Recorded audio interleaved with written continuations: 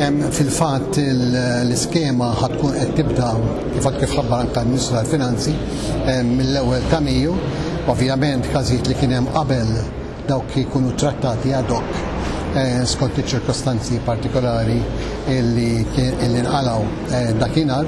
Hija skema li hija qed tagħmel storja ta' xi ħaġa li ilha mitluba għal snin twal, illi wara evalwazzjoni li saret minn Kabinett tal-Ministri ittieħdet deċiżjoni li l-aħjar sistema hija din li qegħdin nirresqu llum. Ovvjament sa tkun evalwata, sa tkun ukoll diskussa mar-rappreżentanti tal-ħaddiema biex imbagħad twalinkwe tibdil li jista' jkun hemm mill-esperjenza li jkollna matul is-snin, jalla ma jkollniex esperjenzi koroħ imma qatt ma tista' tgħid minn qabel inkun nistgħu inkomplu intejbu fuq dak li qegħdin nagħmlu. Ma żgur dan huwa l-ewwel pass importanti, huwa storja bħalma kienet l-istorja wkoll tal-possibilità li ħaddiema fil-korpi dixxiplinati jkunu rappreżentati minn unions, l-istess bħalma hija storja il-possibilità li l-ħaddiema ikollhom collective agreement li jkun diskuss mill-rappreżentanti tagħhom huma r-rappreżentanti tagħhom fisem il-ħaddiema u mhux imposti minn fuq għall-isfel. Wieħed irid jgħid li l-proċess kien diġà mexa ħafna u ta' il-possibilità li naslu għal deċiżjonijiet iktar malajr, konxi mhux biss mill-bżonnijiet tal-membri tal-korpi dixxiplinati u anke l-uffiċjali ta' dwana, imma anke konxi wkoll illi dawn il-persuni kollha jaħdmu f'ambjent perikolus. Uridu nipproteġu lilhom u l-familji tagħhom f'każ illi ikorru b'mod ta' diżabilità permanenti jew nkella għal ħares qatt jiġu nieqsa. Dal-aħħar snin, dal-aħħar sentejn u nofs tlieta saru ħafna affarijiet ta' benefiċċju għal membri tal-Korp tal-Pulizija. Bdejna sentejn u nofs ilu billi irranġajna tista' tgħid ix-xiftijiet ta' kulħadd li hija xi ħaġa sinifikattiva ħafna. Kien hemm jiġifieri talbiet li kienu ilhom is-snin li saru u fi ftit ġimgħat ġew irranġati dawn ix-xift.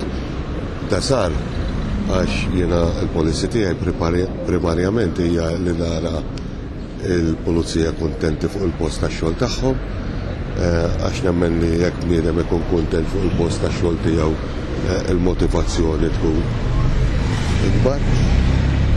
Barra minn hekk saru ħafna affarijiet oħra bħal pereżempju il-ftehim settorali li tajjeb li wieħed jgħid li il-ftehim settorali uniku u storiku għaliex il-raġunijiet prinċipali hija li kien l-ewwel ftehim settorali li sar fuq mejda kulħadd involut, l-unions, l-amministrazzjoni tal-Korp, il-Ministeru tal-Finanzi, il-Ministeru, eccetera.